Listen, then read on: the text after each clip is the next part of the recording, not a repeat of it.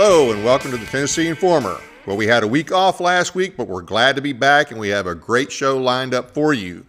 This month's shows are brought to you by Jonathan and Mary League of Clarksville, and we greatly appreciate their generous donation.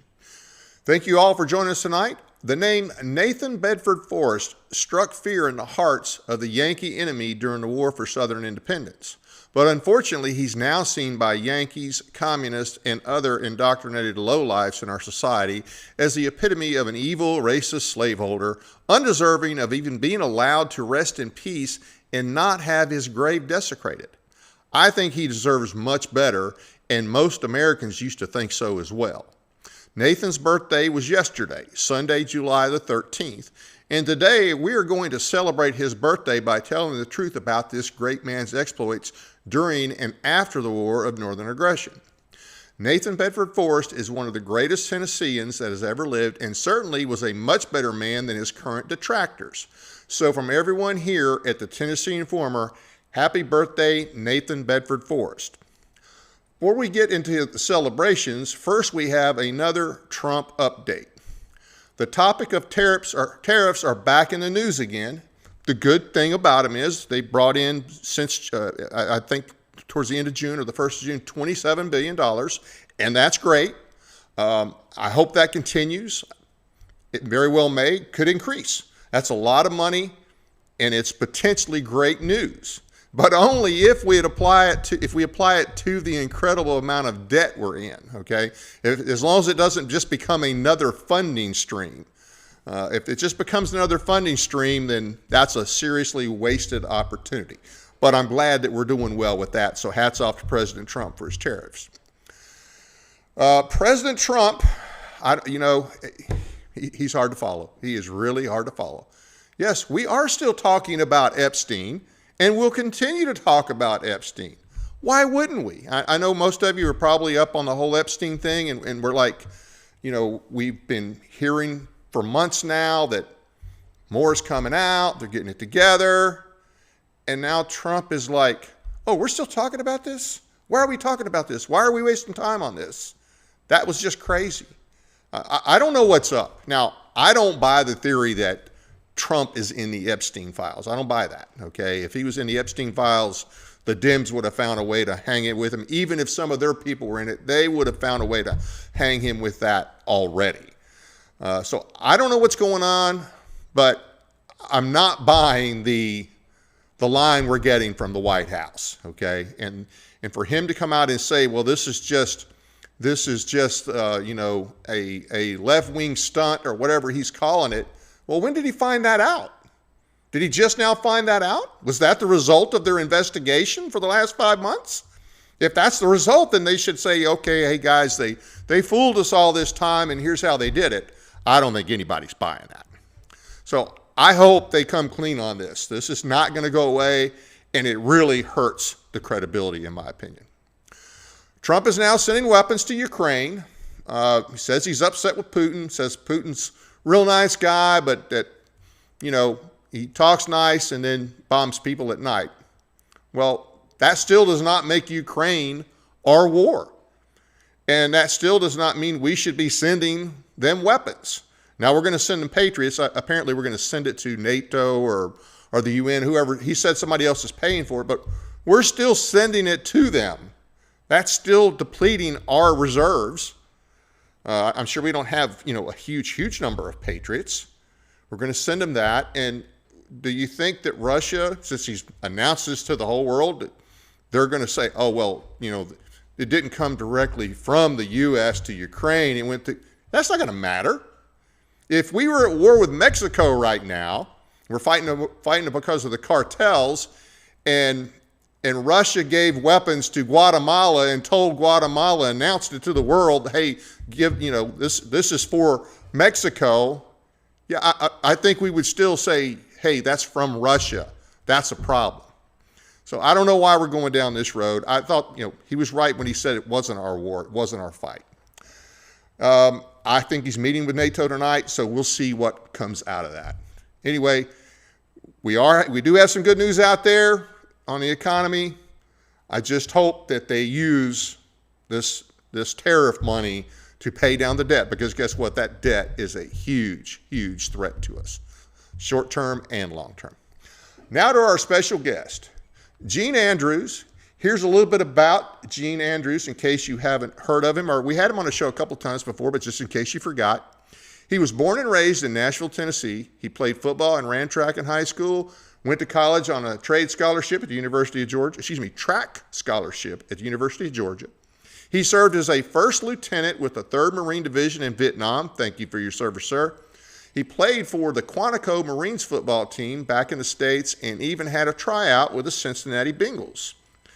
He played a couple of years with minor league football teams, and he said we need to really stress the word minor. He taught history and coached football and track in 2 different high schools in Nashville. He worked for his brother Don in a motorsports medical program in IndyCar, NASCAR, and the American Le Mans. He's done this for over 25 years. He retired but works almost full-time as the caretaker for the Nathan Bedford Forrest boyhood home near Chapel Hill, Tennessee. Gene, thank you so much for joining us on our program tonight. Thank you very much for having me. I appreciate it. And how are you doing? You have had a pretty outstanding life there. You've got a lot of experiences. Well, it wasn't boring. I will say that. Doesn't sound like it. And I definitely appreciate your service and appreciate the service you're doing now. You mentioned teaching history in your bio. Now, did that include the history you taught? Did that include the misnamed Civil War? Did you cover that when you were teaching history? We certainly did, and we gave them the facts of why that war was brought down upon us in the South. It really, the slavery was the emotional issue, but just like every war since way back when Ooglag hit Moogog over the head with a dinosaur bone out in front of the cave, it was about money. Yep. And when the southern states left, they took the income away from the United States government because we didn't have income tax back then. And the U.S. government was run on tariffs, and we've heard that term used quite a bit. Yep. And that was what was propping up the federal government. And when the southern states left, Lincoln said, "What will happen to my tariffs?" And he said the southern states could leave, they could keep their slaves, as long as they paid their tariffs to the United States government. And we go, I don't think we're going to pay it to a foreign country. Yeah, absolutely. It's always follow the money, And I remember Yes, I've been reading about this more. A lot of the states in the North were like, well, hey, let them go. We're good with Exactly. that. Until they started seeing the financial impact, and then they started changing their tune. Because people have to remember the election, December of 1860 was the election, and South Carolina seceded soon, and several other states after that. But it was, that's December. Lincoln's inaugurated in March, and of course the Sumter's not till April, but between December and March, they had enough time to see the economic impact. Oh, yes. There was a financial disaster on Wall Street. And what people don't understand is how much the South propped up the United States government. The federal government in 1860, and I've read several accounts, but anywhere from $102 to $104 million. And we laugh at that today. They blow that off in lunchtime in Washington on cold beer and hookers or something. Anyway, but the South was paying $82 million out of that $102 million on tariffs on imported goods because we were an agricultural country and we sold cotton mainly, tobacco, sugarcane, and then we imported the manufactured items we needed from England, France, and the European countries. And so they wanted to jack the tariffs up to cut off this foreign trade coming in. And then they passed that Morrell tariff that went from about 10% tariff to 40% tariff, which would really hurt the South. Right. So now once again, money raised its ugly head. Absolutely. Now, if I remember correctly, the Morrell tariff passed in the House before the election. It was not actually put into effect until, I guess, after secession. Correct. In the Senate. Yes, sir. Okay. That's correct. All right. So when you taught high school, and this was early 70s, mid 70s, somewhere in that time frame? Yes, we did have electricity and lights. It wasn't candlelight. Well, my question is, was Forrest seen then as a controversial figure? Is that a more recent phenomenon? In my class he was a hero, but no, seriously though, he was a Tennessean, and we were teaching Tennessee history and U.S. history, so he was a hero. And looking at the facts of his military career and how he raised himself from abject poverty on the frontier to being a very successful businessman, that was a really inspiring story. And so, as you said, it's been in recent years that the attack has gone against, not just against Forrest, but they tore down all the monuments on Monument Avenue in Richmond, and Lee, and Jeb Stuart, and Jefferson Davis, and all of them, and Matthew Murray, Fontaine Murray. So it wasn't just Forrest that they've gone after. They've tried to destroy all our history, and even in the northern states, they've torn down statues of Washington, Jefferson, Teddy Roosevelt. So but then you have to understand that's what the communists do. Oh yeah, they destroy a country from the inside. Fifth columnist, and they tear down the history and say all of your history is bad, but communism is great. So you listen to what we're telling you, and we're going to be in a good shape then. So yeah. A lot of people buy it, though. Oh, unfortunately, they do. And, like you said, that some of the statues in the north of Washington and others, I think they even tore down a statue of Lincoln somewhere. Yes. And they tear down, obviously, anybody who was a slaveholder, some who were not, but they're really just against America. They're against our whole history. And yes, slavery is just something that they use as, in their mind, an excuse or justification. And I think it's, they act as if because we in our past had slavery that none of our ancestors are worth honoring or could have done anything good. And what really gets me is this comes from, number one, a bunch of communists, okay, bunch of godless communists. But in a day and age, in a generation that doesn't know what a woman is, okay, yes, and they're just totally immoral. I mean, they think abortion on demand is fine. They think that's a right. I mean, to me, abortion is a much more egregious crime than slavery ever was. yes, sir. And I'm certainly not advocating for slavery either. But a British historian that came up with a great point one time. He said, "You cannot condemn a household in the 17th century because it didn't have electricity, running water, and indoor plumbing." And he said, neither can you condemn the owners of that house because they didn't have modern ideas in the 1700s about slavery or individual rights or women's rights or things like that. They lived in the 1700s, and that's what they believed back then. They couldn't see 2 centuries down the road and see how things are going now or what our expectations are today. Right. Just like, what are people 100 years from now going to say about our country and how it destroyed itself? Yeah, well, we're on that road. We're definitely on that road. So how did you become the caretaker at the boyhood home there in Chapel Hill?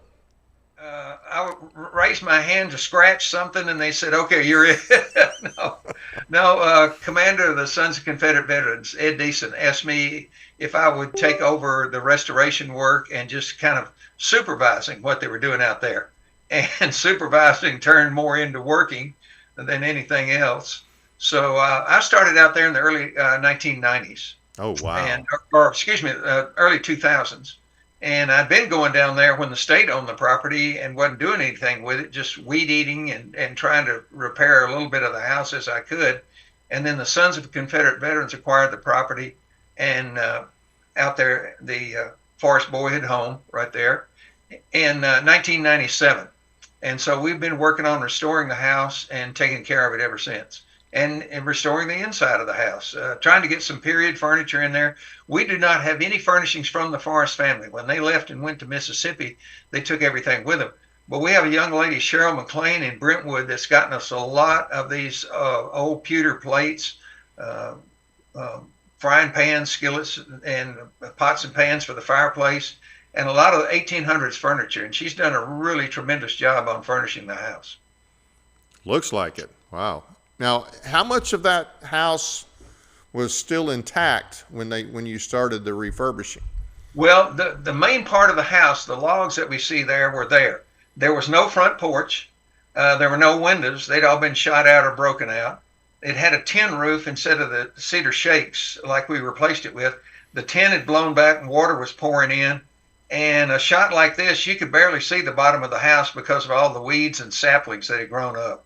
So it was in really rough shape. And two of our state representatives, May Beavers, this used to be her House district, and Steve McDaniel over in West Tennessee went to the Parks Department and said, well, look, if you're just going to let it fall down, why don't you give it to a nonprofit group? We get it off the books, and we don't have the responsibility and liability in case somebody gets hurt out there. Oh, okay. Okay. So we do know what the house looked like in 1955. This was a painting that was done by just Mr. Jack Knox, who was the editorial cartoonist on the Nashville Banner way back when we had a conservative paper in Nashville. And he did a whole series of paintings of historic sites in Middle Tennessee and did one of the Forrest home. And the quote that we have on the front gate, carved into stone at the front gate, is that quote from Mr. Knox's painting. He rode from here into the legend of the land. So we're very appreciative of the Knox family allowing us to use that. Now, so he was there till he was about 16, and then they moved to Mississippi, right? Yes, sir. They were there. He was born over in Chapel Hill, and at that time that was part of Bedford County, and that's where he got the middle name. Oh, okay. And people often ask us, well, was Bedford County named after Bedford Forrest? I said, no, it's the other way around. Ah. That was Bedford County, and then they took part of Bedford County, part of Murray County, and made Marshall County, and it's Marshall County today. But he was born over in Chapel Hill, a little frontier village. And when he was 9, they bought this home that we've been showing the pictures of from the Mayfields that actually built this house in 1825. And then William Forrest bought it from them in 1830, and they moved out there. Only lived there for 3 years, 1830 to 1833. And then, as you mentioned, they moved down to northern Mississippi in 1833. And when he was 12, when Bedford was 12, but when he was 16, his father died. And all we know is he died of a fever. It could have been malaria, yellow fever, whatever. So at 16, he was the head of a household of a widowed mother and 4 other children. And he had to provide the food and make moccasins for the children and clothing from deer skins and whatever they could get. So quite a bit of responsibility was thrown on his shoulders at an early age. Okay. What else can you tell us about his life before the war? Well, he worked hard, went into business with his uncle in Hernando, Mississippi, bought land, bought livestock, got into cotton farming, which was the big money maker in the South End. That was the cash crop. And by the time the war came along, he was worth over $1.5 million, which by today would be about 40 to 50 million. Wow. So he was a very successful businessman, owns 2 or 3 farms in Mississippi, had a home in Memphis, and they always throw this at him. He was a slave dealer. Well, okay, slavery was legal back then. Right. And you could have been in a worse shape than been one of Mr. Forrest's slaves because, number one, he would never break up a family. He thought it was bad business. And he would try to buy back family members that had been separated. And he would not sell to certain people in the tri-state area of Tennessee, Mississippi, or Arkansas because he knew that they would mistreat the slaves. But he eventually got out of the business because there was that certain stigma about being a slave dealer. Now, it was okay to own slaves, and everybody had to that had big farming operations because the John Deere tractor hadn't been invented yet. And so, but it was that stigma about being a slave dealer, and he didn't want that to be hung over his children's head. It's kind of like today.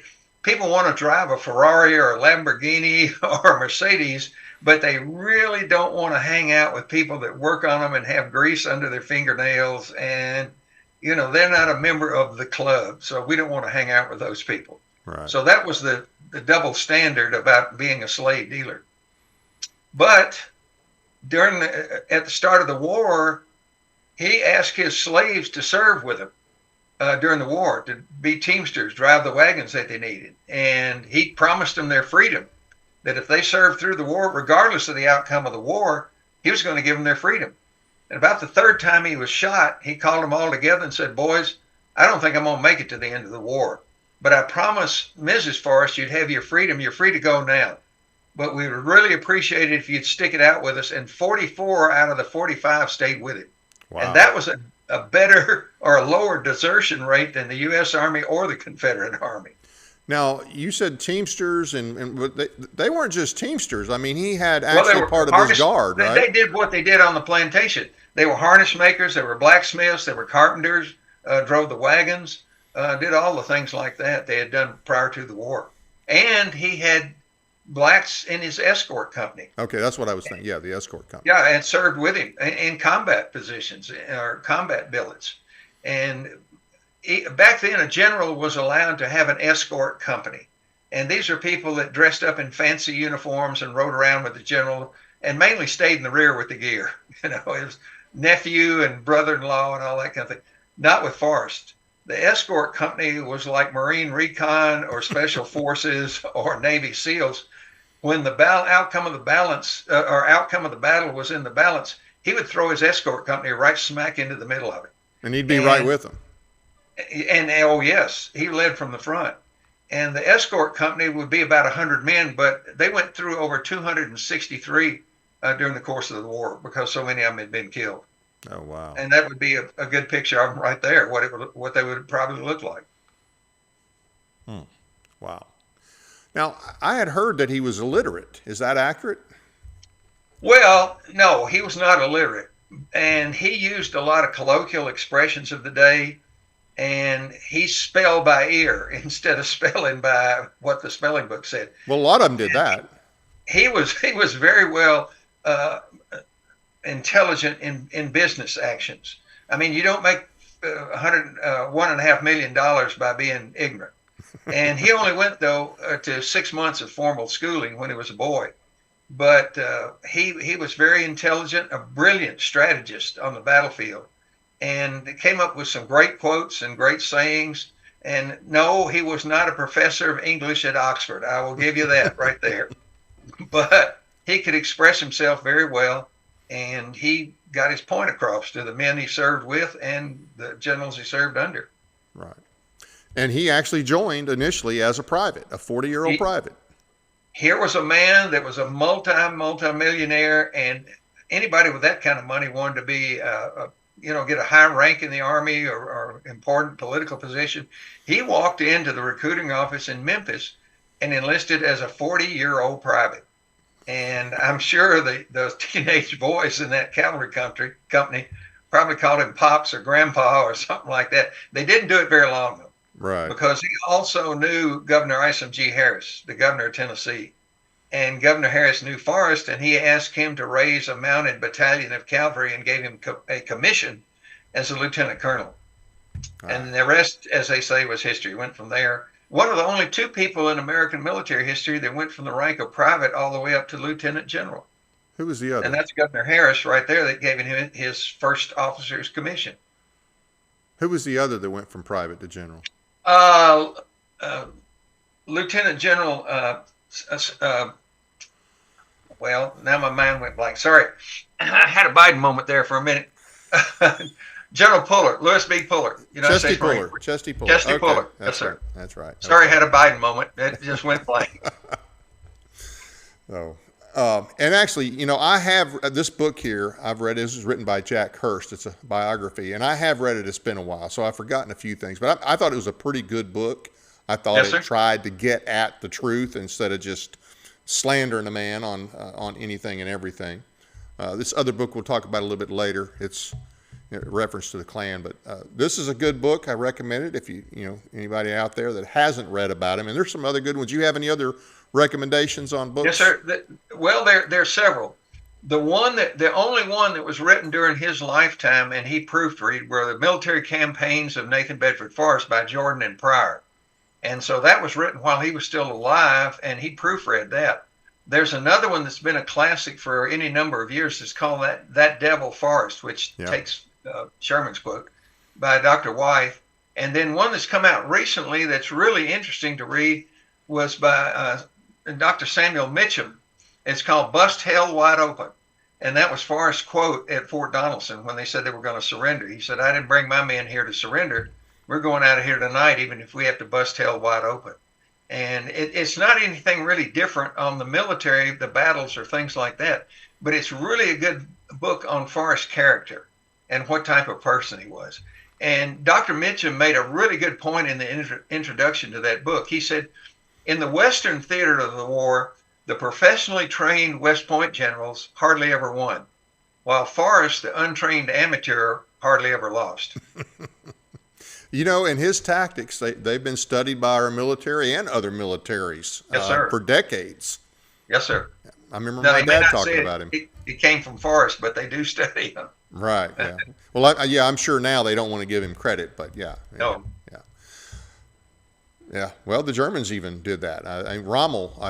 Now here's Erwin Rommel that used Forrest tactics with tanks rather than horses.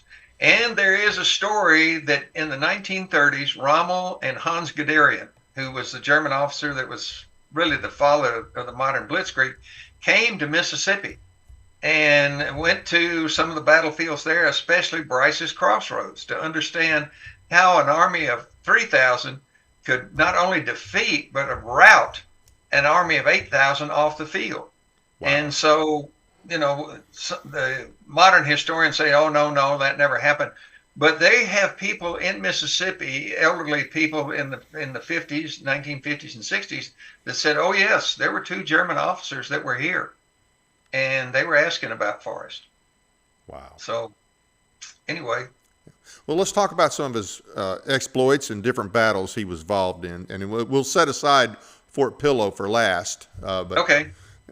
Let's get into. I know we got some stuff on some slides here, and we can talk. Well, he started out of course, with the Army of Tennessee, and actually fought his first battle up at Sacramento, Kentucky, in December of 1861, and then was assigned to the defense of Fort Donelson at Dover, Tennessee, on the Cumberland River. Yep. And that's where the Confederate Grant moved in on them after the fall of Fort Henry over on the Tennessee River, and then land between the rivers came over. And so they came over there, and the Confederate Army there at Fort Donelson decided they weren't going to get trapped in the fort. And so the generals decided for a breakout on the morning of February 14th. And they gave Grant a rather unusual Valentine gift, was a surprise attack, which actually opened the road to Clarksville. They could escape, or they could throw everybody into the attack and push Grant's lines back over the bluff and into the Cumberland River. Unfortunately, the West Point trained generals and the political generals came up with a third option. They turned around and marched back into the fort and then decided to surrender it. And then that's the night that they called Forrest in and told him they were going to surrender. And he said, I didn't bring my men here to surrender. We're going out of here. And he did, took out his battalion of cavalry, about 600 men, and they took out about 300 infantry. They climbed up on behind them and rode out with them. And the slide here is carrying off the dead and wounded at Franklin. Had they listened to Forrest during the war, a lot of these bloodbaths that were fought in Tennessee, like Chickamauga and like Franklin, and some of the other battles, would have probably been fought differently. And Fort Donelson is the place where he escaped. And you can go there today and see the route that he took out of there. Here's another important point about that. They got out of the fort. They got past Dover, and they came up on Lick Creek, which was frozen, and the column stopped. And Forrest asked them, said, why did you stop? And they said, well, it looks like it's frozen. He put the spurs to his horse and jumped the bank and went in, as you can see in this, and broke the ice, and there's water up to the saddle skirts there, but he got all of his men out. Yeah. And so they made their escape. Yeah, Fort Donelson, that's a much more important battle than a lot of people realize. I live in Stewart County, and I go to Fort Donelson pretty regular. And yes, sir. I'm sure the park rangers up there now know the history real well, but there used to be a local guy up there that, he could just really, really get in depth on yes, everything about Donelson. Well, here's an interesting point that a historian made one time. They said every battle that the Confederate Army fought in the Western Theater, whatever it was, and Hood's last desperate attempt to coming back into Tennessee in 64, every battle they fought was an attempt to regain the land and the city of Nashville that was lost after the surrender at Fort Donelson. So if you look at it, all the Confederate offensives under Bragg or under Hood or whoever, they were trying to retake the land they lost at Fort Donelson and get that back. That was a huge loss, and it was early on. Yes, sir.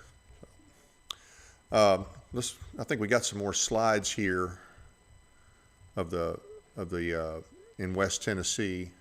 Well, if we can pop them up there a little bit. Okay. Okay, now this was at Fort Pillow, and that was a Confederate attack. If you would look to the left there was an earthen wall. It wasn't a fort like Fort Apache or any of the forts on the western frontier, the logs sticking up out of the ground. Most of the forts during the War for Southern Independence were earthen forts. And so the Confederates had come down from the right there on the slide and jumped into that moat. And the Federals were just on the other side of that earthen wall to the left. So the Federals and the Confederates are only about 8 feet apart. And then on the second bugle blast, they went up over the wall and right into the fort to drive the Federals out of Fort Pillow. So it was, well, that was what happened when the Confederates came over the wall. They didn't jump up on the earthen wall and start shooting. They just laid down on top of the wall, and the first thing the Federal soldiers saw was a double-barrel shotgun or a rifle right in their face, and got a blast of that, the original shock and awe. And then the Confederates dropped their rifles and pulled out revolvers and started blasting away with those. And Forrest's men carried at least 4 revolvers, 2 on pistol belt, and then 2 across the pommel of the saddle, and then a lot of them would have another pistol or 2 stuck into their jacket or into their pistol belt. So when they moved forward, it was just like a tank coming at you. Now, Lincoln and Halleck and Grant knew what Forrest could do if he got loose in Tennessee. But Sherman was moving out of Chattanooga after the fall of Chattanooga and recaptured by the Federals. And of course, his next objective was Atlanta. And he only had single track railroads to supply an army of over 100,000 and probably 40 or 50,000 mules, horses, and everything. So Sherman knew what would happen if Forrest got loose in Tennessee and cut these railroads behind him. So Forrest could command any type of combat arms, artillery, infantry, or cavalry. Now, this is the railroad situation. You had the railroads coming out of Nashville there in the center of our slide, Nashville and Decatur, running down to Decatur, Alabama, and then across and over to Chattanooga, and then Nashville down to Chattanooga, and then Sherman would be down there in North Georgia, moving toward Atlanta. Now, they had to use the railroads in the summertime because of Muscle Shoals, Alabama. And you could not get these great big steamboats and barges up over the shoals like these steamboats down there at the wharf at Lower Broad in Nashville. You could not get them up over the shoals, so they depended on the railroad, and mainly the Nashville and Decatur, because Sherman had to use the Nashville and Chattanooga to send empty boxcars back to Nashville because of Mont Eagle Mountain. And they didn't have these great big diesel engines then that could pull up over the mountain. So the full boxcars came down that straight north-south route from Nashville down to Decatur and then over to Chattanooga. They'd send the empties and the wounded back from Chattanooga to Nashville over Mont Eagle Mountain. So if Forrest got in there and destroyed either one or both of those railroads, then it was going to be all over. Now, a lot of the fighting his men did was on foot. Forrest was not a typical cavalry commander. He used the horse to get from point A to point B as quickly as possible. Then he would dismount his men and they would fight on foot. And a lot of times it was in close quarters, like at Shiloh or like at Bryce's Crossroads or Fort Pillow. And it was hand-to-hand fighting. And once the rifles were fired, they didn't have time to reload. They just used them as clubs to slug it out with the Federal soldiers. So Forrest could adapt to pretty much whatever the situation dictated. And I think that was one of the real geniuses of Bedford Forrest. Bragg could organize an army. He could train an army. He had a great battle plan. But then once the first shot was fired, his battle plans just flew off away. And there's Braxton Bragg. His battle plans took off like a covey of quail. And he could not adjust on the battlefield. You know, and I know you were in Vietnam, and so Yes, you were a lieutenant, and I mean, I know, having been in the military, that you know your plan never survives the first contact. No. I mean, it's out the window. You have all these great elaborate plans, and the first contact, it's all out the window. That's it. A military historian said, your battle plans are over as soon as the first shot's fired. So I think that's why Forrest was so great. He could adjust on the battlefield. And he wasn't sitting back in a headquarters somewhere 10 miles behind the front line and sending out orders here, there, and everywhere. He was up there with his men. It's like a head football coach being down on the sideline. You can sit up in the press box, that's fine, but you need to be on the sideline and see what the will and the esprit de corps and the feeling of your players are out on the field, instead of just sitting way away. And that's what he did. He could be there and he could see where there was a weak point in the line, or where you needed to praise these men, or where you need to go over there and cuss this bunch out that weren't doing what they were supposed to do. And I think that's what made him a great commander out in the field. He was in tune with what was going on the front lines, and not just sitting, as they say, back in the rear with the gear. So Forrest was a great hero. And of course, this is the statue that was over his grave at Forest Park in Memphis. That has been deemed one of the greatest equestrian statues anywhere in the world, North America or in Europe. And then, of course, in 2017, the city of Memphis decided they wanted to tear that down and get it out of there and appease the communist criminals. It's disgraceful that our state allowed that. I mean, it's just flat out. It's a disgrace. Our legislature and our governor disgraced our state by allowing that to happen. Bottom line. Well, the highway patrol was coming down from Jackson to stop it, and they were called off by our attorney general and our governor at that time. Yeah, Haslam and Slattery, right? Yep, Haslam. Yeah. But here's the point. God works in mysterious ways. After they took that statue down in 2017, I said, I will never spend a dime in Memphis. And I don't. If I'm going west to see my brother out in Texas, I get gas in Jackson and then cross the river and get gas again in Arkansas. I don't have anything to do with Memphis. But that saved that statue, having it taken down and put in a warehouse, because when the whole country erupted with all the riots and everything in 2020, if it had been standing, they would have torn it to pieces. Oh, yeah. So by having it in a warehouse, out of sight and out of the way, they actually saved that. And then the attorneys for the Forrest family and the attorneys for the Sons of Confederate Veterans sued the mayor and the city council in Memphis. They broke 5 felony laws when they took that statue down. They cooked up a crooked deal with a fake nonprofit group and sold Forest Park for $1,000, which was valued at a little over $7 million for that property in downtown Memphis. And there were no open bids or anything on that. So they were looking at that. And so they said, all right, you give us a statue and you help us reinter the body of General Forrest and his wife that were buried right underneath that statue there. You help us reinter the bodies and get them out of there, and we'll drop the charges. So they did. So now General and Mary Ann Montgomery Forrest have been reburied at the Sons of Confederate Veterans headquarters in Columbia, Tennessee. The statue is there, and the SCV is raising money, and there's Mary Ann right there, raising money to put the pedestal back and put the equestrian statue back up on top of their graves, just like they were at Forest Park in Memphis. So it's funny how things work out sometimes. Yeah, you're right. If it was up in 2020, it would have definitely been destroyed. Yes, sir.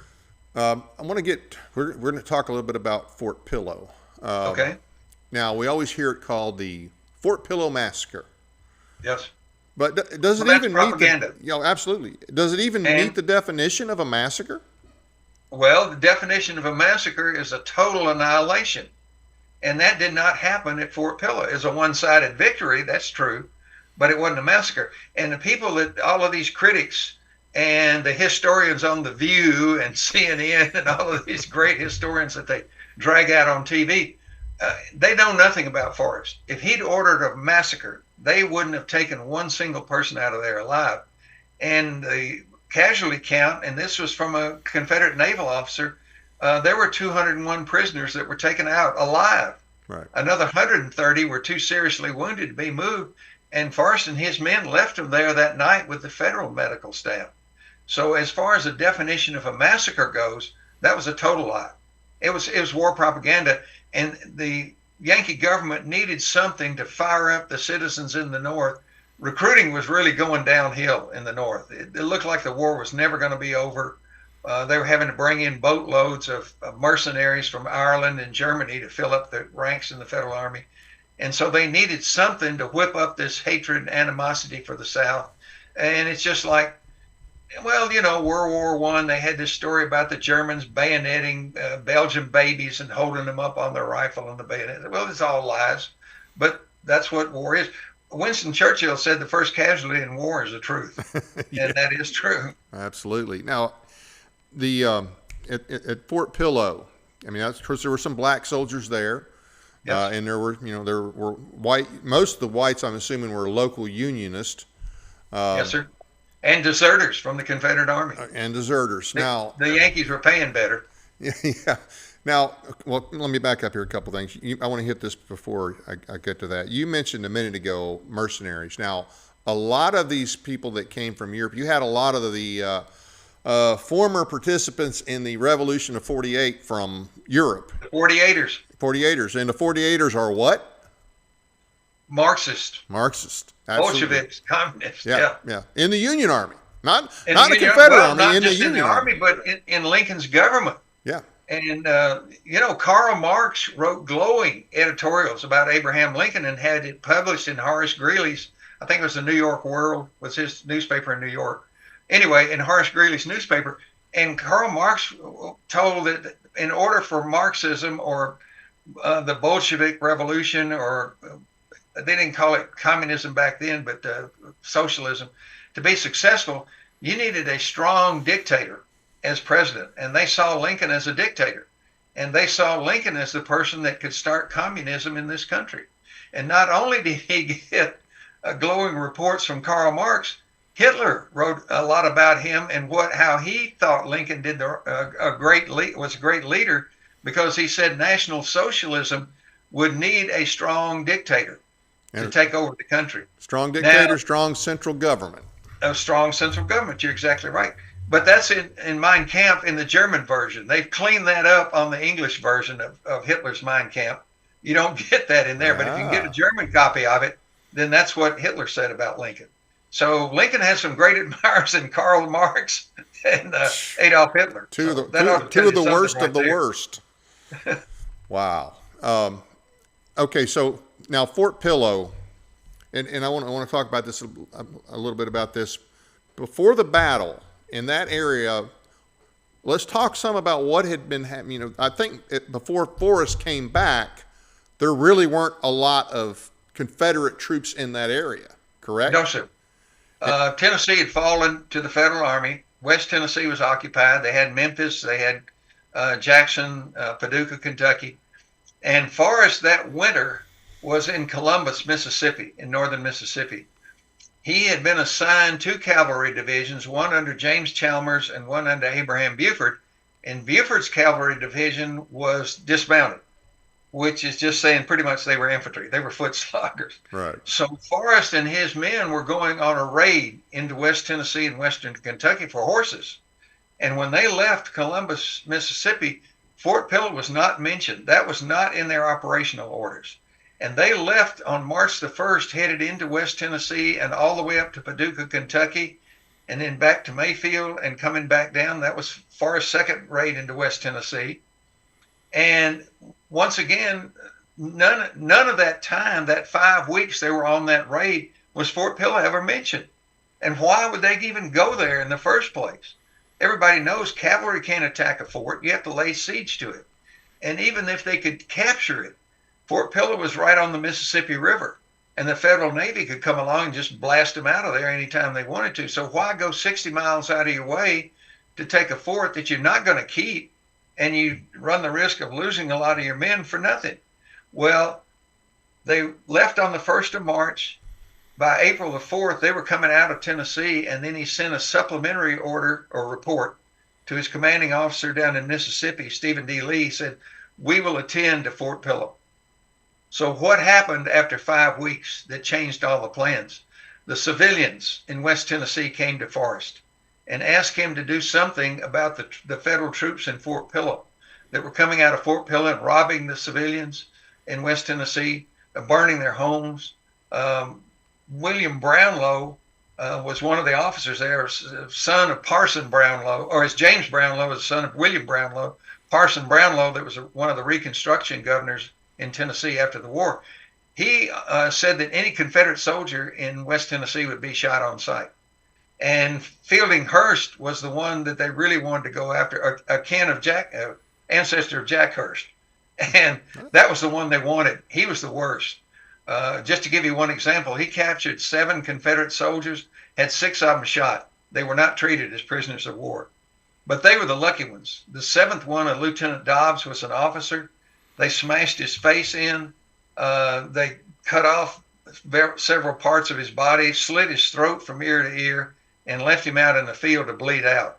So this was the example of the type of people that were at Fort Pillow. And this is what they were doing not only to Confederate soldiers that had come there to get back to their ancestors in West Tennessee to get food and horses or whatever, but that's what they were doing to the civilians. And that's why Forrest went to Fort Pillow, to take these war criminals out of there. And you see on our map, Fort Pillow's over there on the Mississippi River, and Forrest had gone up through Jackson, Mayfield, Union City, all the way up to Paducah, and was coming back out of West Tennessee. They didn't need to stay there, but they did it for the civilians, and they were attacking the women. And that was one thing you didn't do when Forrest was in the territory. It's one thing to make war against men, but you don't make war against women. That is something that just is not going to happen, and he's not going to allow it to happen. But with all those blue dots and things there, that's what they had to fight against. Now, this was dawn on April the 12th, 1864. Bob McCullough's cavalry overran the pickets and took the high ground around Fort Pillow. And the Federal soldiers had no idea that Confederates were anywhere close to them. And all of a sudden, these horsemen came roaring out of the woods and overran the picket line. And once the Confederates had taken this ridge around Fort Pillow, and there's our map. Fort Pillow's on the left. It was built on a bluff over the Tennessee River. And the ridge to the right is actually higher than the fort. So once the Confederates had that ridge, for all intents and purposes, the battle was over. Because now they're firing down into the fort, and the Federal soldiers are running from the cabins down there to the south of the fort and out of the tents that were on the fort.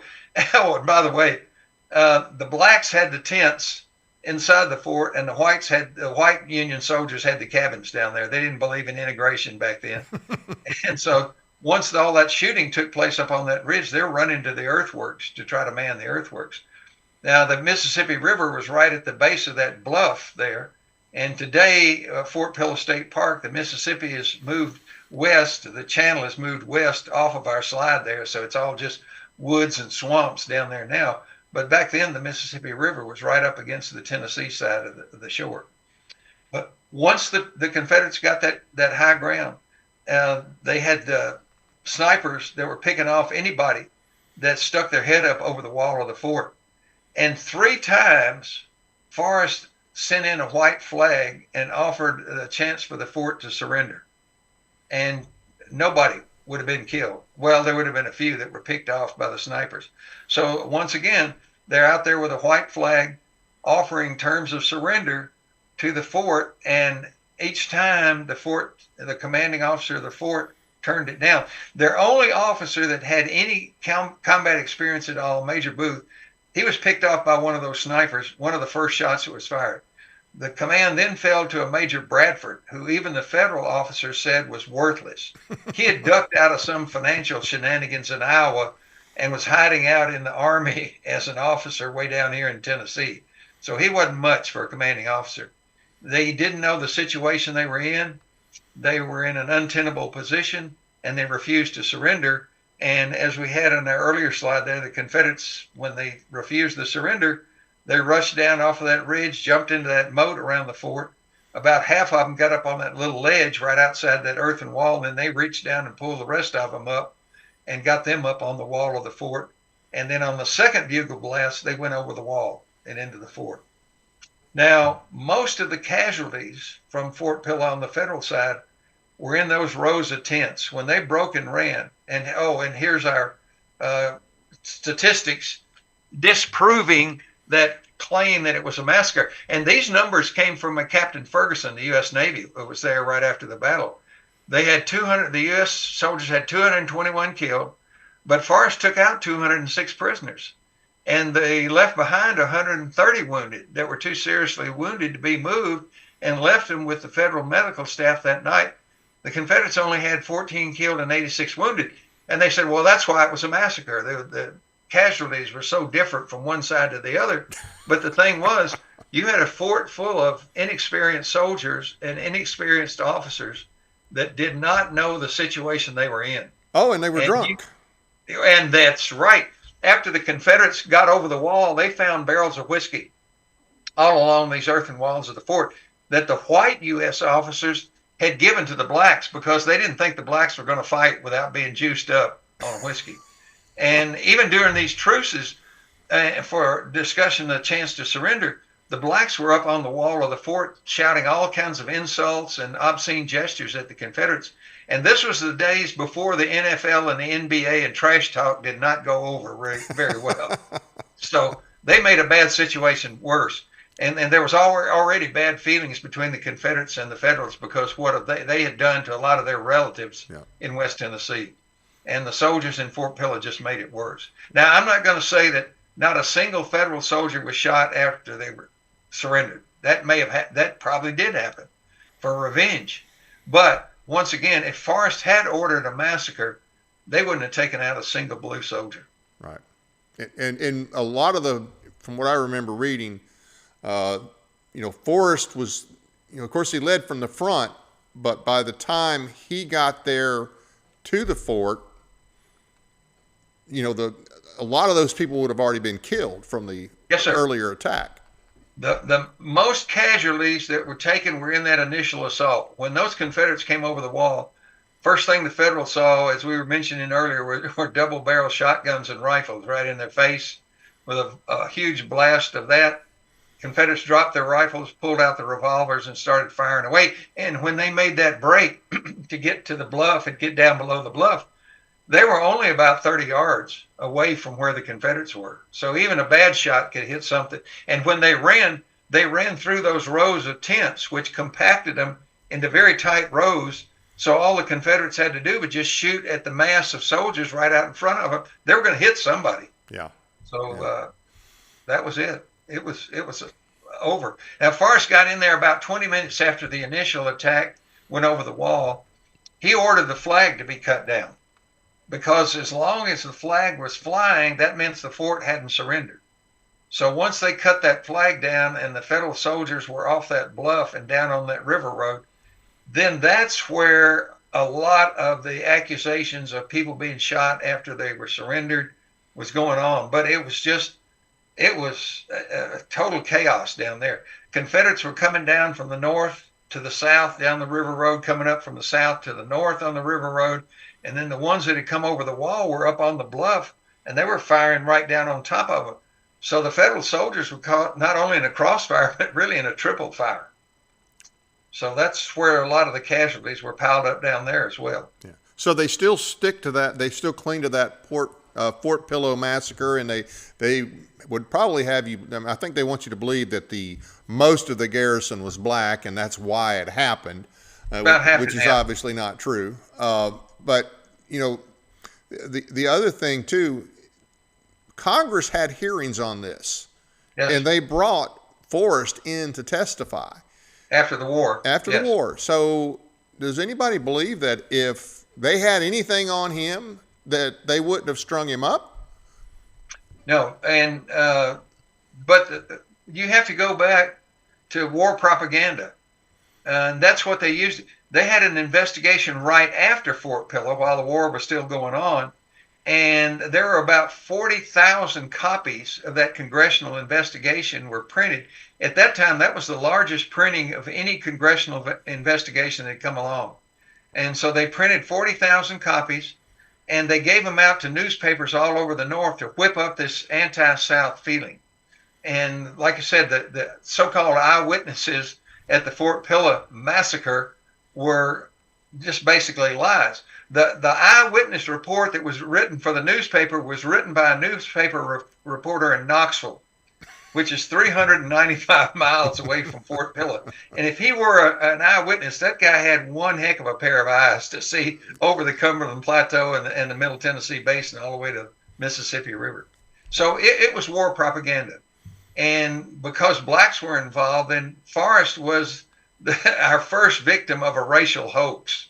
Yep. And they were using the blacks to whip up this sentiment and saying that they massacred all these poor black troops because they didn't want blacks fighting in the U.S. Army, and they were going to kill all the black troops that were in the U.S. Army and so forth and so on. But it was war propaganda. And the newspapers went with it, so fake news is not a recent phenomenon. Yeah, no, by any means. That's by gone any on means. for a long time. Yeah. Fake news is not new, that's for sure.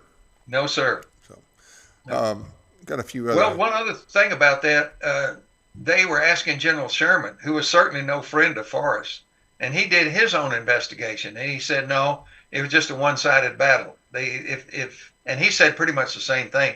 He had fought against Forrest enough times to know what type of person he was, and what a headache he was. And of course, and we mentioned Sherman's quote: "If he cost 10,000 lives and bankrupts to the Treasury, Forrest must be hunted down and killed or captured before there's any peace in Tennessee." Yeah. And so he was not a friend of Forrest, but he said there was nothing at Fort Pillow that would warrant any kind of retaliatory action against Forrest. Right.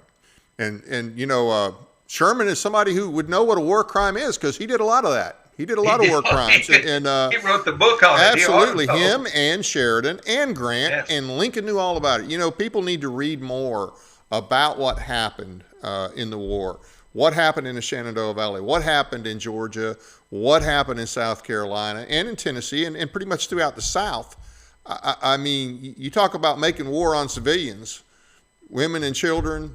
It's like, okay, let's go in here.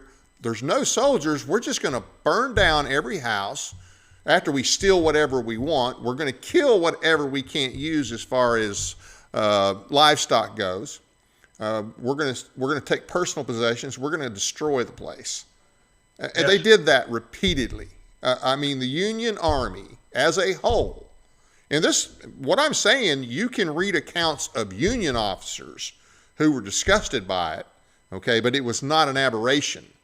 It happened on a regular basis. It was policy. It may not have been written policy, but it was policy. Absolutely. Yeah. And that's one of the reasons that Lincoln was assassinated.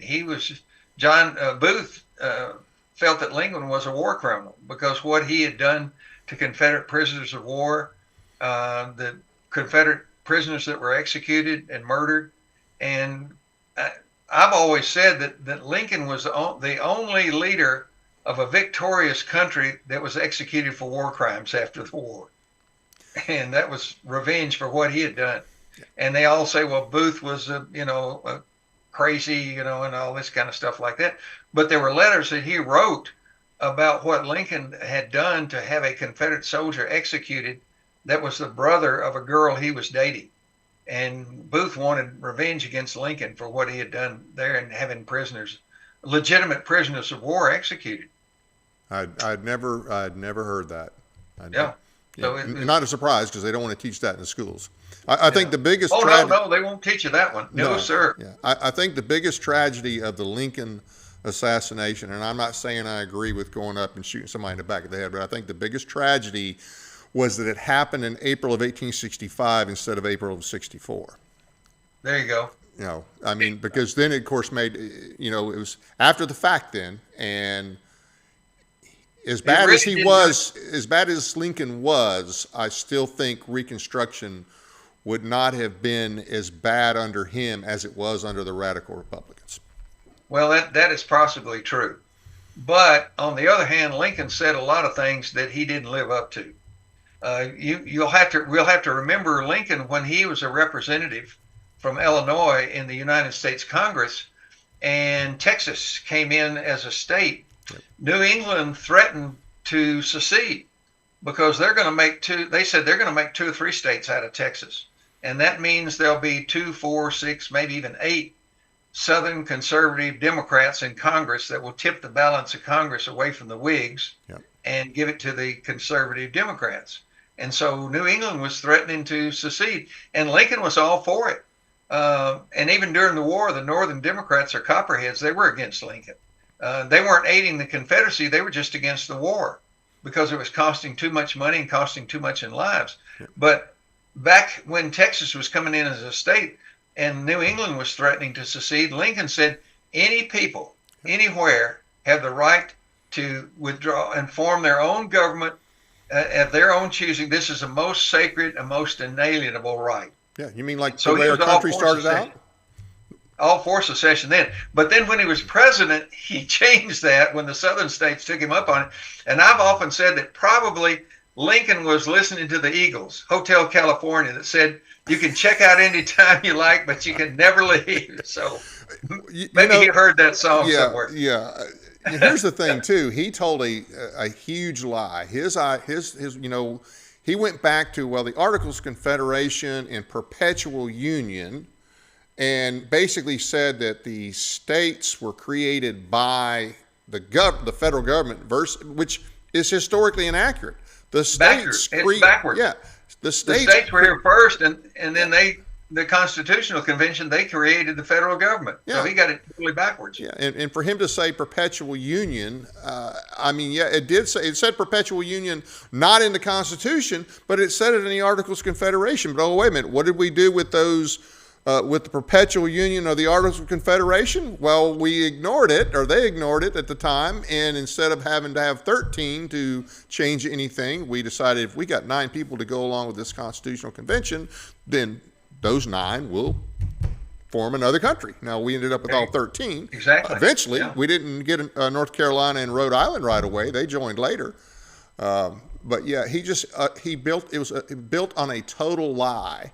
That the idea that you could not secede. I mean, our country was founded on secession.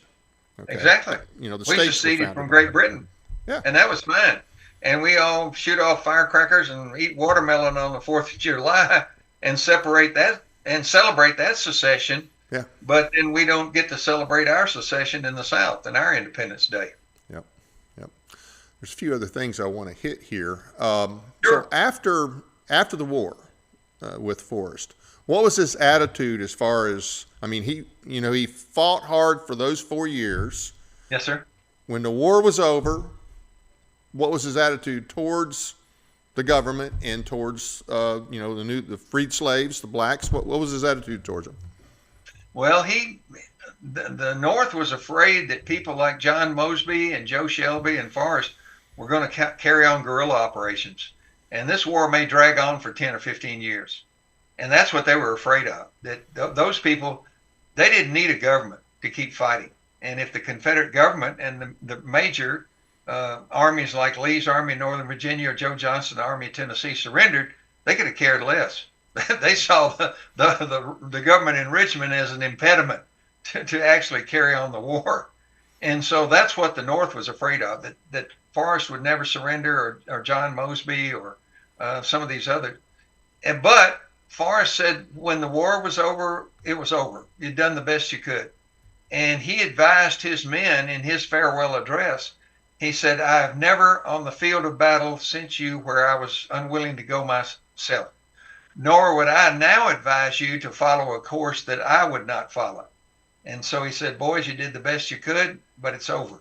And it's time to go home and try to rebuild your life. And that's what he did. He went back to Memphis, tried to patch up whatever he could of his farm that was left, and tried to make a living for his family and his children. And he spent a lot of it, what little money he had, but he spent a lot of it taking care of the orphans and widows of soldiers that had served under him, and taking care of his former slaves. They weren't slaves anymore, but their homes had been burned down, and their crops had been taken, and their cattle had all been run off by the Federal Army when they came through. The Federals didn't care if they stole from whites or blacks. Didn't make any difference from them. And so what are you going to do with all of these people? They have no jobs. They have no place to go. They have nothing to sustain them. And that's what Forrest was trying to do, was help not only the whites, but the blacks that were in his area, living area there. So he started, got investors. They started building the Memphis, Marion, and Selma Railroad. and he caught a lot of heat because he hired blacks. And he hired blacks and paid them the same wages he was paying whites. And at that time, that was a no-no. And so they were giving him a lot of grief, and he just shot right back at them and said, well, why shouldn't I? They're doing the same work that the whites are doing. Why can't I pay them the same amount of money? And so that was sort of his attitude. Now, that grief was not just from other Southerners, but that was from some in the federal government, some in the Freedmen's Bureau and other organizations like that, correct? Yeah, exactly. And they talk about what a terrible racist he was and a horrible person and all that sort of nonsense. But why would those men that were serving with him during the war, that he gave them their freedom to before the war was even over, before the 13th Amendment had even passed, why would they stick it out with him during a war and take the chance of being killed if he was such a horrible person? And of course they say, oh, Forrest started the Ku Klux Klan. No, he didn't. Obviously, people that don't know anything about history. The Klan was actually started by 6 former Confederate soldiers in December of 1865 in Pulaski, Tennessee. Now, Forrest was way over in Memphis. So if he started the Klan in Pulaski, what did he use? Did he use Spotted Al Gore's internet that he claimed he invented and go from Memphis to Pulaski to start the Klan? No. And they used to have a plaque on one of the law offices in Pulaski with the 6 names of the former Confederate soldiers that started the Klan. And it didn't start as a political organization. It started like a military organization for former soldiers, like the American Legion of the VFW. Right. And they get all bent out of shape when I say that. And I say, no, you're not listening. I said the original Klan. Yep. And then once Reconstruction got so bad in the South, and they passed the Franchise Act where Southern whites couldn't vote, only people who could vote were illiterate blacks and carpetbaggers that had come down here. So you couldn't elect a sheriff, you couldn't elect a tax assessor, you had nothing to protect you. They've had to form vigilante groups all over the South to protect themselves and especially protect the white women. Yep. So in in South Carolina, it was the Red Shirts. In Texas and Louisiana, it was the Knights of the White Camellia. In southern Middle Tennessee and northern Alabama, the Klan then changed from this just kind of an informal fraternity or whatever you want to call it to a political organization to try to get the Reconstruction government out of the South. Yeah. And the Reconstruction government, we're talking basically the Republican Party at that time. And the Yes. radical Republicans did everything they could to sow dissent between the former Confederates and the newly freed slaves. And because they wanted Exactly. all those black votes, because if they didn't get all those black votes in the Republican Party, there was enough Democrats, and that was another reason why they wouldn't let the former Confederates vote. There were enough Democrats in the South and enough Democrats in the North that they could have, the people that they just defeated in battle could be elected to office, and that didn't go along with what they wanted to do. That was not their plan. They wanted to subject them. They wanted to punish them. They couldn't secede, but oh wait, now we're going to treat you like you're no longer in the Union. You have to pass this amendment. You have to do this. You have to do that if you want to be back in the Union. But wait a minute, you said we couldn't leave the Union. Now we have to do these things to get back in the Union. And oh, by the way, how can we vote on an amendment, whether you're talking about the 14th. Now, it wasn't an issue with the 13th because all of the states, all the reconstituted states, by December of 1865, had passed the 13th Amendment. That was already done. Now, granted, some of that started really before the actual end of the war, because I think there was a couple states that had already, I think maybe Louisiana and one other state maybe had already before April had already rejoined the Union, or am I mistaken on that? Anyway, early on, some of them were reconstituted, but by the December of 65, 13th Amendment had already been passed. But then when it came to the 14th Amendment, well, wait a minute, these states that just passed the 13th Amendment didn't want to pass the 14th Amendment, and neither did a lot of the northern states. So it's so bad that they needed to rely on the southern states to do it. Southern states didn't want to do it. Well, okay, you're not going to get back in the states, back into the country until you pass this amendment. How can you pass an amendment if you're not a state? They weren't. They abolished the states after the war and had military districts to have military government running everything in the South. And like Virginia and I think North Carolina were District 1, South Carolina and Georgia District 2. And So when they needed the votes for the 14th Amendment, they go, whoops, we don't have enough states. We don't have any states in the South. We have military districts. So they had to pass, as you mentioned, all these contrived laws to get them back into the Union, to have these military districts turned back into states so they could pass the 14th Amendment. So that's how convoluted and screwed up the federal government was back then. And the radical Republicans. What we don't realize today is that the Republican Party back then was the nutcase party, like the Democrats are today. Yep. And they would have had AOC and Maxine Waters, and they would all have been Republicans back in the 1860s. Yep. So, yep. I mean, there's people like Thaddeus Stevens and others who were just wacko crazy, and they wanted to punish the South. Well, they wanted the leaders of the South executed, Jefferson Davis and Lee, and they wanted them all hung as traitors, treason. And the only one they really went after was Major Wirtz from down at Andersonville, and they did hang him after the war and accused him of creating the horrible situations at Andersonville. But you go back and say, okay, who was responsible for the Andersonville prison camp being overcrowded? Well, it was Abraham Lincoln. He stopped the prisoner exchange. And during the war, up until about late 1863, early 64, if you had 100 of our guys and we had 100 of your guys, we'd agree to swap them out and trade them back. So they didn't have these large prisoner of war camps. But Lincoln stopped it. He said that the federal soldiers, once they're exchanged, they won't go back in the army. But the Southerners, when they're exchanged, they go right back in the army. Now we've got to fight them again. So he stopped the prisoner exchange. So Andersonville was designed for 300, and they had over 3,000 there. And then not only that, but the Confederates said, look, we can't feed them.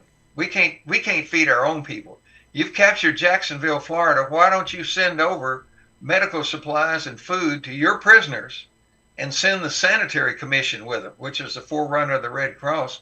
Send the Sanitary Commission with them so you make sure that those food items and medical supplies go to your prisoners, and we don't take it. And Lincoln turned it down. He wouldn't do it. He said, well, whatever they're feeding them, that's less food that the Southerners have. And the guards at Andersonville were getting the same rations as the prisoners. And you've seen all these photographs of these horrible emaciated bodies that look like skeletons, and right. And, well, they didn't take any pictures of the guards, and they look just as bad as the prisoners.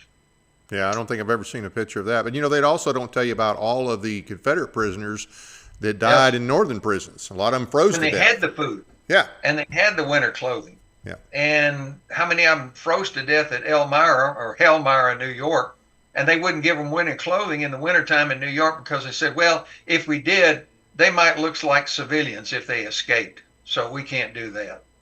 And then Camp Douglas in Chicago, the guards used to go by and just fire their rifles right through the wooden walls of these barracks and try to hit some of the prisoners that were on the inside there. Nobody did anything about that. So they can't point their finger at Andersonville and say it was bad when they had so many bad situations in the North. Absolutely. One other thing I want to hit about the Klan. There's a book here, and I got this at the Confederate Museum, and it's Nathan Bedford Forrest and the Ku Klux Klan. And in this book, it talks about the fact that, number one, it was a secretive organization, so there's no way to actually tie Forrest to it. He also had testimony before Congress about whatever dealings he had, but nothing can prove that he started it. He did denounce it and encourage people to abandon it around 1869, I believe, after things started getting pretty bad. But I mean, they make it sound like he was the founder of it and the Grand Wizard, and you really cannot prove that. Here's the point: they couldn't defeat Forrest on the battlefield. Right. So they had to come up with lies and misinformation to drag his name through the mud. Right. And the so-called massacre at Fort Pillow, the Northern War propaganda for the Fort Pillow Massacre, and then Forrest as the founder and the leader of the Ku Klux Klan, another batch of lies and fake news. So that's the only way they could defeat Forrest, was to lie about him in a South that had no way to contradict that. We don't have access to the national TV. We don't have national access to all the cable networks. Right. And even supposedly the conservative cable network like Fox and so forth, they don't get it right. No. They're all Lincolnites. I mean, they're all Lincolnites, and they believe that Lincoln was this great guy who saved the. Well, I mean, you destroyed the Constitution, so I don't know how you can destroy the Constitution and at the same time save the Union. You can do one of the two, but you can't do both. At least in that situation. Well, that's what I always get a chuckle out of. These so-called conservatives like Bill O'Reilly and the late Rush Limbaugh and Jesse Waters and all of these, they rant and rave and now what's his name, Levin, they rant and rave about how terrible the federal government is. It's so rotten. It's this, that, and the other thing. Oh, but Lincoln was great. Lincoln was great. Yeah. Well, he put us on this path. Has got all his rants against the federal government, but then he's got a bust of Lincoln sitting right there over his shoulder. That's where it started. You know who you're talking about? Yeah, that's where it started. That's all the Lincolnites. I mean, that's where the centralization started. That was our first dictator. I mean, much more so than Jackson, in my opinion. But that's another thing too. You never hear. Everybody's heard about the Klan, and you heard about the things the Klan has done. Number one, the Civil War Klan or the Reconstruction Klan, that ended, and later on, really in the teens and 20s, that was the bigger Klan, and that Klan was not limited to the South. That Klan was in California. That Klan was in in Indiana. It was in New York. It was all over the country. It was a very popular movement in the 1920s, North and South. Exactly, it was. And some of the biggest Klan organizations were in the Midwest, Indiana, Illinois, and Ohio, right through there. And they say the flag, like the one we have behind us here, was the Klan flag. No, it wasn't. And I've seen that picture, and we've published it in every Confederate publication that's come out. That big Klan rally in Washington, D.C. in the 20s that you were talking about. Yeah. And they had Klan members sidewalk to sidewalk coming up Pennsylvania Avenue, and as far back as you could see, with the Capitol being a very small item in the very rear of the picture, and every single flag that was in that march was a U.S. flag. There was not one single Confederate flag in any of that big Klan rally in D.C. in the 20s. Yep. So they get their flags mixed up a lot of times. So. Another thing you never hear about the Union Leagues. I never knew about the Union Leagues until like the last 5 years. And I know you're familiar with them. Let's tell everybody about the Union Leagues a little bit so they have some reference for how, why initially the Klan came about. Well, what you have to understand is the South had no government of its own after the war. The federal government passed the Franchise Act, which meant that anybody that had served in the Confederate government or in the Confederate military or given aid to the Confederate military could not vote. You lost the vote. And even somebody that wasn't in the Confederate Army but supported the Confederacy. And you got a neighbor that has a grudge against you, and you say, well, I've seen old Dave where he sold a bag of corn to Forest Cavalry when they came through here. Bang, you lost your right to vote, which meant you couldn't vote for a sheriff. You couldn't vote for a tax assessor. So they could set taxes at whatever they wanted to on your property, and an astronomical figure for a little 12 by 12 cabin, you couldn't pay it, so they took it and took your land. And that's where a lot of the rich people in the North gobbled up acres and acres of property in the South, was from these tax assessors, these crooked governments in Reconstruction that flat out stole the land, like Hilton Head and a lot of the other places around here that were taken over by the northern businessmen. And then the Union Leagues were set up to protect the Reconstruction government. And a lot of that went into getting these the illiterate blacks to vote, and they would just haul them around from precinct to precinct to vote. And of course they couldn't read, so they would have somebody there from the Union League or the GAR or some of these other organizations, the Freedmen's Bureau or whatever, and they say, oh, well, you make your mark right here in this column right here. That's who you need to vote for. Yep. That's what they did. And the Union League there were militias. There were black militias. Yes. And all the things that you hear about the Klan perpetrating, Those things had also been perpetrated prior to that by the Union Leagues. Yes, sir. Yeah. And had it not been for the Reconstruction government, the radical Reconstruction government in the South, the Klan would have been totally unnecessary, or you'd never heard anything about it, or it would have just been that kind of a joke that those boys had in Pulaski, riding around and putting on costumes and telling people they were the ghost from Shiloh or something like that. Everybody knew it was a joke.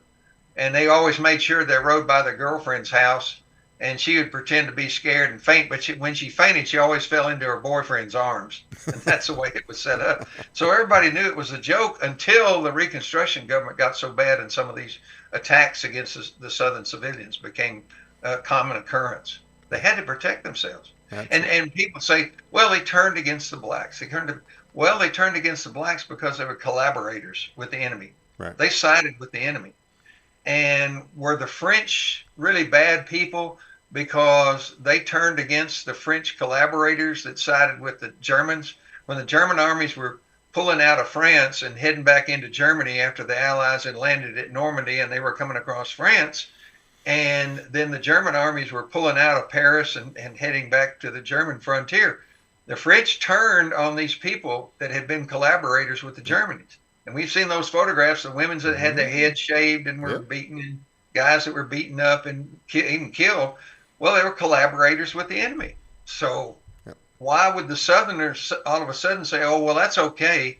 You can work with the enemy when they're down here, and then after it's all said and done, we're going to just welcome you back in with open arms. That goes against human nature. Yeah. Do you have a favorite quote or story about Forrest? Well, we're going to be on till about 1 a.m. this morning. Is that right? Well, let me give you one quote. One that he is mostly misquoted for. He never said firstest with the mostest. Now, he was not an English major, and he did not teach at Oxford University, Shakespeare, or anything like that. The quote was, and this is from 3 different people during the war, and one of those 3 was a Union officer that was captured. He said, never stand to receive the attack of the enemy. Always take the initiative and get there first with the most men. And like I said, he was not an English professor, but he never said firstest with the mostest. But Robert Self Henry wrote a book on Forrest. It's called First with the Most Forrest. And he debunked that right in the first chapter. And he said, but our South-hating and Forrest-hating enemies will never let us hear the lastest of that. So that's always going to be thrown in our face. Yeah.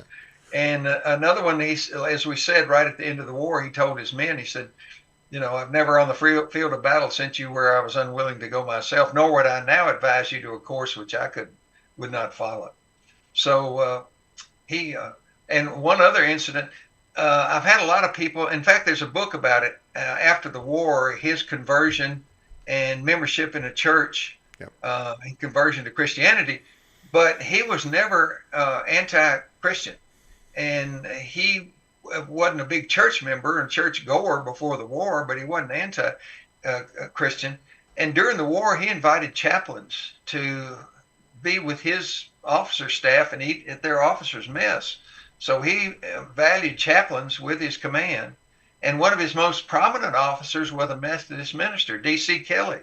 And he was a Methodist minister, and Major D.C. Kelly, early part of the war, when Forrest had to leave and go try to get supplies or meet with somebody at headquarters, he left Major Kelly in charge of his regiment or brigade, whatever he had at that time.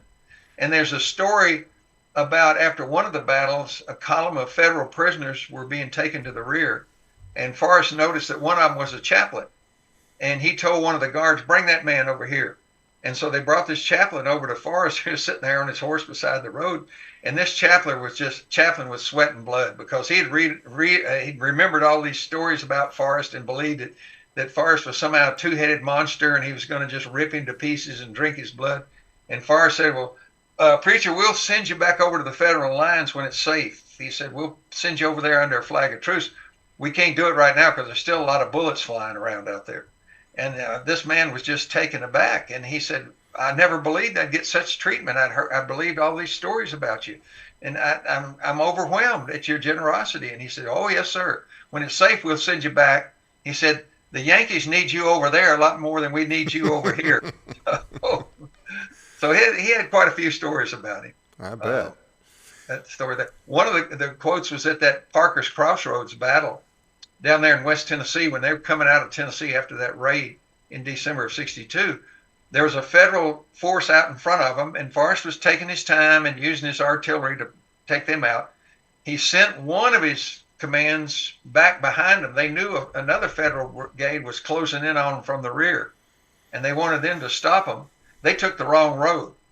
And so the first warning they had, they heard shots behind them, and the horse holders were scattered and running. And one of them ran up to him and said, "General, we're surrounded. What are we going to do?" And he said, "Charge them both ways." And so that's what they did. They charged the unit to their front. They charged the unit to their rear. And I guess they were all West Point officers, where it says you have to have a 3-to-1 ratio to attack. So they figured if Forrest was attacking, they must be outnumbered 3-to-1. And as soon as they pulled back, he pulled his command together and got out of there. So charge them both ways. That'll take care of the situation. Any closing thoughts?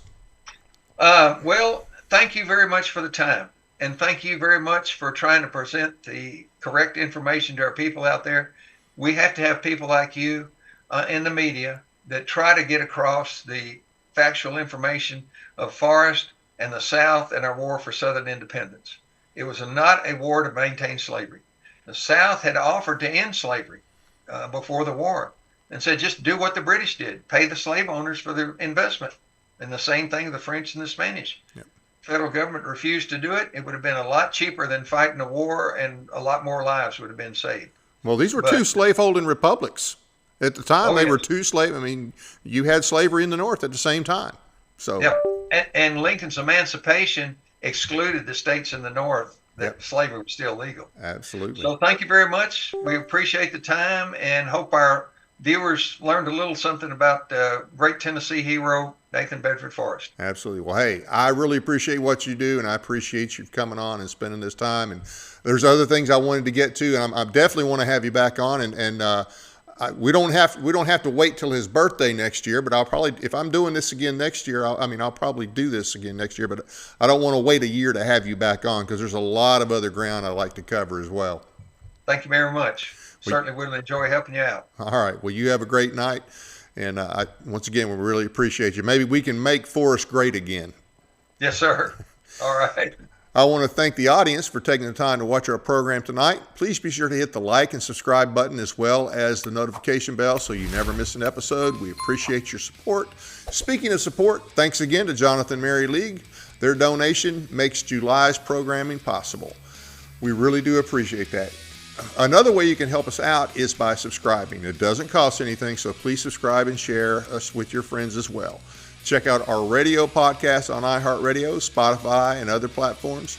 Sign up for our weekly newsletters at our website, teeninformer.com, and follow us on Facebook and X. Look for Dave's Raves, which are 2-minute audio commentaries on current events. And no, I didn't do any last week, and I apologize, but we will have some out this week. Another feature coming soon will be called the Reptile Files, which will be an update on the dirty deals done to us, the citizens, by our legislators and other elected or appointed officials, state or federal. An announcement: the Constitutional Sheriff's Training online every Thursday in July at 7 p.m. Central. Know what your sheriff should know. Sign up at events.mamacat.org/Constitutional Sheriff's Training for citizens, or there is also a link on Tennessee Conservative News. Please be sure to join us for a second show this week on Thursday at 7 p.m. with Dr. Ken Berry. We'll be discussing a wide variety of topics from protein to politics. You don't want to miss this one. Next Monday, our special guest will be veteran and defender of our Constitution, Tom Davis, who will join us to explain why he intends to challenge incumbent Congressman Scott DesJarlais in 2026. We hope you can make it. That's it for now. Good night from Paris, Tennessee, that is. Hey.